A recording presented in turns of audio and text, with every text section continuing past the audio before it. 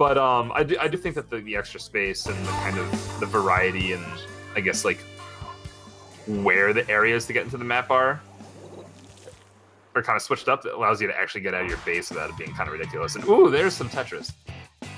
Oh, yeah, that's Arashi on the Tetris. That's I want to say pretty normal. He's been playing those weapons a lot recently, and they're such like an Arashi weapon too, because Arashi is known for how often he just like doesn't use his sub weapon. And it's like the Tetras are just like so good at just being annoying. Like they're so good at just like taking 1v1s and just like sitting in your backline and just like scooting around and just like being annoying. Like they're so good at just staying alive and just kind of being a nuisance for the backline. And that's pretty much the definition of how Arashi likes to play. More so here, the 96 Deco. Ooh, they are actually going to get punished out of the air. Just during by a brush. Wait, was it actually by Arashi too? No, it was by a brush. Oh, by a brush. Okay. Yeah, I didn't even know that was possible. This is actually Vera. Vera's been playing Splatoon for a while. Vera's been on and off. Vera used to be on that list of like, hey, can you tell me like a list of all the good dynamos to watch so I can learn? And people would be like Mario, and then they think about it a little better. It's like actually Vera. Well, there was a problem at Splat 1 for a little bit where like not that many dynamos streamed. You had who was the guy from SRL or not SRL, the speedrunner from NSTC? Oh, Gymnast. Right? Are you thinking? No, not. Is it Gymnast? Who am I thinking? No. He was like the Samurai Man. That's Samu. Yeah, sorry, not Gymnast. Yeah, whenever Samu that I'm thinking of. Almost the same word. You know, I can see how you could make very close, very similar. Yeah. But yeah. Oh gosh, speaking of where we left off, so we're actually getting shot out of the sky again, and this is going to be a pretty big push for Infamous. Pika's got here pushed up with the Brella, and he's got the, I believe that is the 90s, or sorry, the dualies behind him, so it's some pretty good forward play here. Fluffy bringing out the Stingray, trying to get some picks, seeing what they can do. Looks like no one's actually going to go down. They're going to lose the Brella on the side of Prophecy, too, so Infamous looking pretty strong here at the start of the game. Down to 20 points left, no penalty. Arashi somehow not dead yet, but can his teammates show up? One person gets taken out. He forces someone to jump out. He could paint the zone here if he gets a little bit of support from this. I think this level, yeah, there we go. Yeah, the brush dropping is kind of what secured the zone for them there. And it's gonna kind of secure Prophecy's ability to not lose this game right now. As now they have another shot. Penalty's gone. Still at 71 points, but it's gonna take a while to get that score down. And we've seen Infamous playing really strong so far. Yeah, it is main stage zone, so if you do get a really good setup, it still is, despite the changes, it's still pretty hard to keep the zone. That being said, this Inkjet plus Inkstorm combo was probably gonna cap the zone. Yeah, there we go. And there's Arashi being Arashi. Yeah. Well, I was going to say that it was really good of Arashi to kind of like get behind enemy lines and then survive back there and wait for his team to show up and get the pincer going, but it didn't quite work out this way as he does get taken out by Pika. Big bloodbath in the zone right now. It's kind of a 2v2 situation in the center here as Infamous is going to get the zone again. Well, yeah, Fluffy's going to get that nice pick. Stingray's at the ready too. Okay, they're going to force that jump out, and it looks like the zone's going to be going on the side of Prophecy here. Stingray's going to come out, putting a lot more pressure on the people trying to push out the zone right now. Arashi's going to trade, but I think that might be okay. No, it's definitely not okay. I mean, it looks like a trade in his favor, though. There's going to be more members of... I thought blue was yellow, and... No, I thought there was more, like, members of Infamous still alive, like, defending the zone. Yeah. No, it ended up being a 3v2 situation. I think all those members were kind of in the center of the map, so pretty relevant for zone control. Right now, we see Ray's using this Stingray. Will it be enough for his teammates to get in? No, the zone looks still pretty yellow as members of both teams get taken out. This looks like it will be a cap for Infamous. Yeah, there we go. 38-point penalty now on for Prophecy that they got to burn through. Infamous still doing a good job kind of keeping up the aggression here. They're playing really well off their Brella. They are going to lose their parries, though, as the one's going to jump in, using that Brella that he's been playing so much recently. All 4 players now down, and if there's a situation where you can win the game, this has got to be it. They got to hold for, a good 40 seconds here. But, I mean, if there's a team that can do it, it's Prophecy. I like how the spectator cam tried to save one the embarrassment of not making that jump right there, but we still quick switch. He didn't make it. Switch. Abort. But speaking of aborting, Prophecy, I don't know how aborting actually relates to this, but Prophecy looks like they're going to be able to take the lead here. This is Vera going down with that InkForce trying to push in, Inkstorm on zone, Inkjet going off, but this time it doesn't look like it's going to do much. In fact, one of those shots was blocked by a wall, and that's going to be the lead for Prophecy as Man City here tries to get something done. He's going to get spawn killed by Arashi there as a lot of effective trading goes on. It's 2v2 in the zone. Vera trying to be an InkRush gets sniped, and that looks like it's gonna be it. Yep. Wow, yeah, game 1 going to Prophecy. They were kind of playing from the back foot that most of that entire game, but yeah, we saw them take the lead at the end. That full wipe kind of basically put them in a position where they're like, all right, let's just win, just don't lose, forehead, just don't lose. Yeah, I think that was a pretty clear case of having to get warmed up in your first tournament game, because Prophecy definitely started out that game kind of getting dropped, and you saw them start to pull some stuff together a little bit inconsistently towards the middle, and then towards the end they just started completely dominating, and the score basically just went to 0 in their favor. Yeah, I think it might be pretty much exactly what you said. I definitely think it was like in the beginning of that game, they were definitely dropping a lot of engagements that were maybe a bit uncharacteristic for some of those players, but yeah, kind of as they, I don't know, man. I mean, like getting warmed up like halfway through a match is like kind of impressive. Normally it takes me like a game or two, but like we definitely saw them pick it up like really fast. It was like straight up halfway through the match that they were like good to go, and then they started fixing all those mistakes, and then they just started like plowing through Infamous. Yeah, I think I forget where I heard it recently, but there was something about how like in sports where coaches tend to have more stress than the players, because once the players start playing, they kind of like get in the zone and kind of get rid of stress, whereas like the coach sitting there watching just stays stressed the whole time because he's not actually in there and in control. So it's kind of like the same thing where it's like once you get playing, man, you just kind of get in the zone and you just kind of leave those types of feelings behind. And we do have Rainmaker Makomar coming up. We do have Pika playing the Charger for Infamous. Yeah. Is there going to be a Stingray on the side of Prophecy? I think more so will probably play Machine. They could do that. I mean, we just saw Fluffy with the Charger as well, which is not usually what Prophecy has going on. They kind of have like a non-Charger comp in general. But yeah, Fluffy going to be on the Charger, and Ray's also going to be on the Charger. So we're going to have 2 Chargers with Stingray. Not the most unfamiliar thing we've ever seen in Splatoon. Morse actually going to go with the other Machine. So probably is used to going Machine in this game mode, and they were like, hey, we have a Charger this time. Like, wow. All right, how about I go this Machine? Let me go with the Fizzy Bomb main with the Machine sub weapon. Yeah, I mean that's such a fun weapon. Like, yeah. No, it's actually so much fun. Yeah, I love it.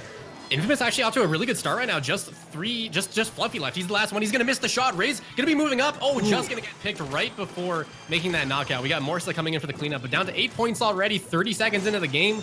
That's a good start for Infamous. I mean, it is one of those situations where Prophecy has a minute to knock out in Rainmaker, which is not the hardest thing ever. I will say, though, that this map sometimes tends to get really choke pointy for a really long time. So Prophecy does kind of need some mistake on the side of Infamous to knock this out, in my opinion. I think on a map like this, with teams like this, it's basically going to be like, especially because they have a Stingray, it's basically going to be like you need a 4-down situation, and then you push into the base, and then you got to like spawn camp them, and then you push the Rainmaker. It's kind of like you can't really beeline it for the 8-point mark. There we go. Nice shot from Ray. Is going to be ending that Rainmaker push right there. Arashi going to be trying to push up. It looks like he's trying to get behind the Charger. He's got some pressure coming in from behind. Going to maybe try and make it happen. Man City is going to fall to Arashi here, so some good play. Looks like he spots out the brush. Going to try and do some sharking here. Is he wearing Ninja Squid? I hope he's wearing Ninja Squid. I like Ninja Squid. I'm not sure, because the Charger took a shot at him there. The Charger definitely knew he was there. One does have laggy if he doesn't have it. And so this.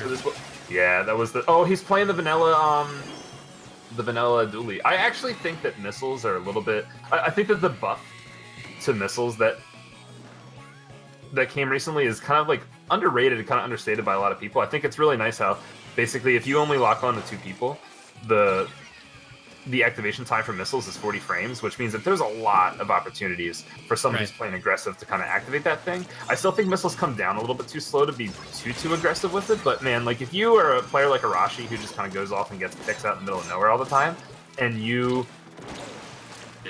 Oh, wait. There we go. Lead. Just like that. And it was kind of like I said, it was like they were able to make it up here. They were able to make it up onto the top left side there, and they were just kind of able to stay alive and keep the push going. And still look at this. So they're chaining jumps in right now. They got the Brella here. Oh, but he's gonna get spammed down. It's kind of an ink brush just kind of slapping like their wet noodle in your face, and you're just holding the umbrella like ah. The noodle slap. No, is this a reverse statement that we can make from the beginning of the game where, oh no, just Infamous only, they have 2 minutes to knock it out on this pack? Because I think there's still definitely enough time for Infamous to bring it to 5. Right. It's like, this is one of those maps. Okay, so when I was making the set list for this tournament, I think Rainmaker Makomar being on the set list was something that a few players questioned. They were like, I don't really know if that's the best choice, but I think the more that I talked to people about it, they were like, okay with it. And it's kind of because I tried to avoid those like one and done maps, like where you just get one wipe and then you win the game. And Malcolm Mart is not quite a one and done map. It's like a 1.5 done. Yeah. Yeah, like it can be, but it's normally not. And it was kind of the situation where like the push that Infamous got was a one and done push, but the push that Prophecy got was like a 2 and done. Right. Well, I mean, this map was used in SJL like a lot. So it's not like it's not like this map mode in particular. I mean, like, so it's not like this is really something that competitive play is unfamiliar with. I mean, of course that's like a Japanese scene thing, but it's definitely been proven to be a good map in competitive, I think. Yeah, no, I agree. I actually personally think that Make 'em Art is like the best map in the game just by design, and like it's good for all modes. Yeah, I think it's really well designed. I think Clan Blitz can be a little bit wonky on it. Yeah. Just because it's so hard to defend. Right. Yeah. I mean, like, of course it's gonna have its flaws. Like every map is gonna have its flaws. Yeah. But I think like definitely out of like the entire arsenal of maps in this game, I definitely think Malcolm Art has like the most going for it. Mm-hmm. Yeah, definitely. I mean, it has a lot of vertical variety. It has a lot of variety of cover and approach angles where you can kind of like move around cover and kind of. It's like weird to say, but actually behave like you're playing a normal shooter. I think that's something about Splatoon is because paint is such a huge factor in how players can move around and interact with each other with limited range on their weapons. You don't really need to use cover in map design to actually make maps good. And it sounds weird when you say it out loud, but when you think about it, it's kind of true. Whereas, like, this is a map where that isn't the case. Right. And another thing, though, is, like, weapons in this game, like, they aren't hit scan and they have limited range. So it's like you don't need cover to move anywhere. Whereas in another game, like, for example, like Call of Duty or Halo, like, you totally would. Yeah, you can't just run out in the open. Whereas map, in Splatoon, like you can literally just, like, meet eyes with someone. And as long as you're out of range, like, it's fine. You can't do anything. Once to get overtime, they actually grabbed that at the perfect time there. So they're going to be able to grab that. They got one last chance here. There's no Stingray at the ready. It's actually on a full charge right now. So this is an opportunity. Oh, Fizzy Bomb. The Fizzy Bomb actually just abandoned its job. The wrong way. Fluffy, nice shot.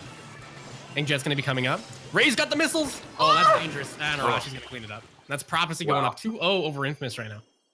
Something I wanted to say about Arashi using those vanilla dualies kind of when we started is players like Arashi who kind of go off like in really far kind of elaborate flanks to take out somebody who's by themselves.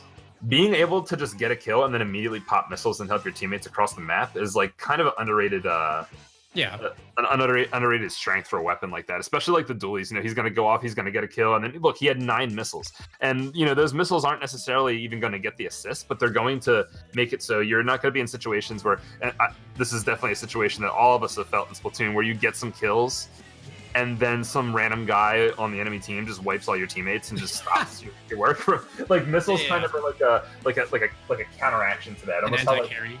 Right, yeah, like how Dynamo could pop Echo when he knew that his teammates across the map needed help, or like even like Inkzuka from like a 10 attack in Splat 1. That's not really something that you see that often in Splat 2, where missiles kind of has like a unique ability alongside armor, I suppose.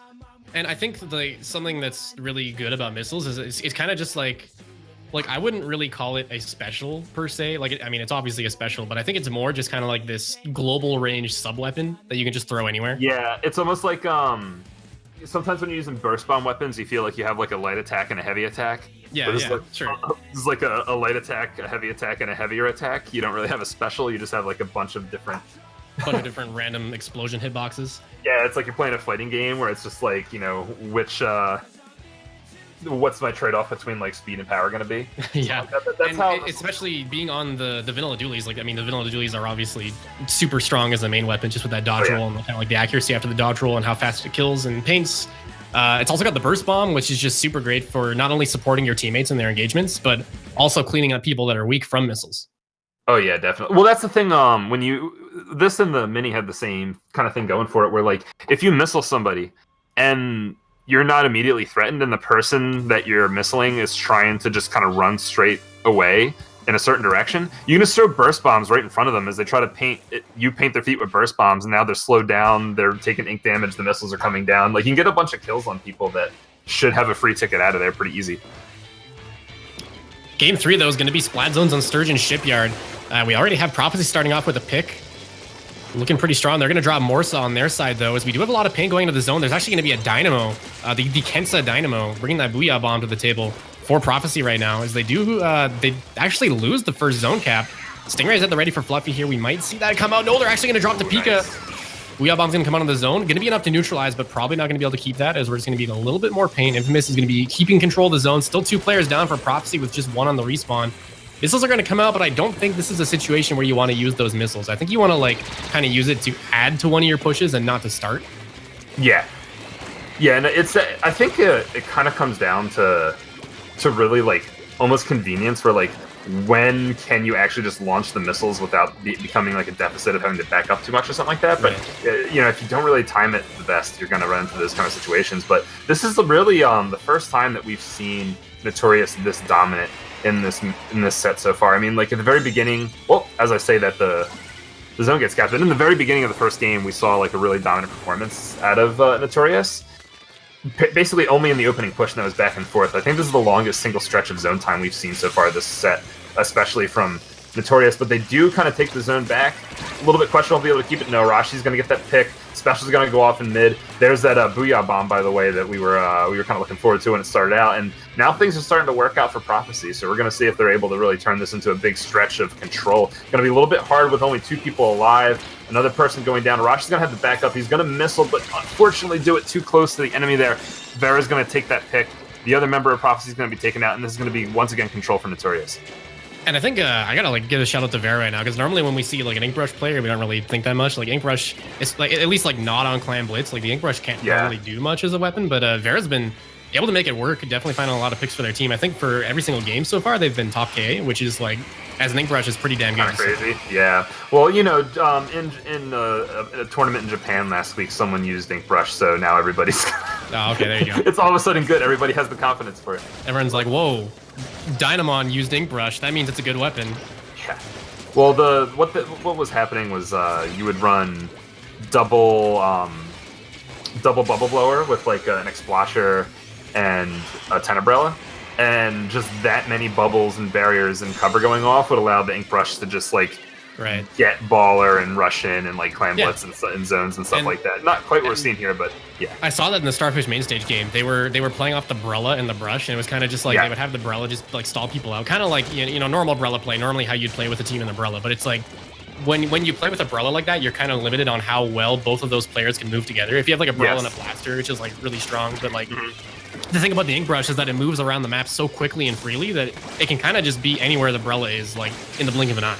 Yeah, I almost want to see if that strategy can be adjusted with zones with actually the vanilla Brella, since it gets a splashdown every like 2 nanoseconds. It's going to be able to just consistently pop those bubbles. Oh, wait. Prophecy might actually be able to take the lead here. There's going to be bubbles going on the zone. They got to pop them quick. Just 1 point left. Is it going to be a recap? Is it going to be the 1 point meme? Fluffy, what are you doing? Oh my god, Fluffy finding 2 kills with the Stingray and finding the 3rd triple kill from Fluffy to secure the lead for Prophecy. Maybe trying to find the 4th here. They're just going to get cleaned up by a teammate, and that might actually be a knockout, with Prophecy making another comeback.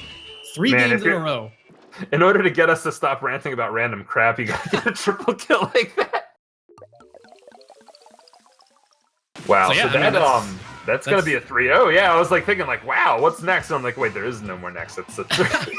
That's like, I didn't expect that. That was like Prophecy was definitely playing from the downside on all 3 of those games, and then they just made comebacks like near the end and were able to win. I mean, I guess with the Megamar game, it was like halfway through. It was like it was maybe like halfway.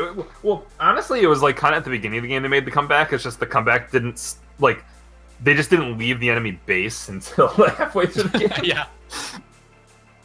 But they ended up pulling out, so like really good stuff from them. I know that they're definitely playing a little bit different than normal because they have that charger. You know, the Stingray's coming out of a different weapon. Their backline's different, but we saw a lot of really good play from these guys, and a lot of just like the really aggressive stuff, like Arashi getting in with the dualies at the same time as someone else. You know, and speaking of Arashi, I think that might be something that is kind of indicative of him improving a lot, because in the past, like he was kind of just like this solo queue warrior that if you bugged him enough, he would sub in for a tournament.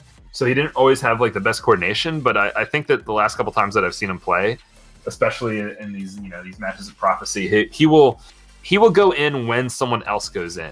And if he does go in at the wrong time, you'll see him back up like we saw in that first main stage game. You know, he goes in with Tetras, his teammates aren't there yet, he just kind of keeps going behind, and then goes back. He comes back to zone once his teammates are coming in from the other side. You can definitely tell that he's aware of what his teammates are doing, and that really shows with these effective pushes.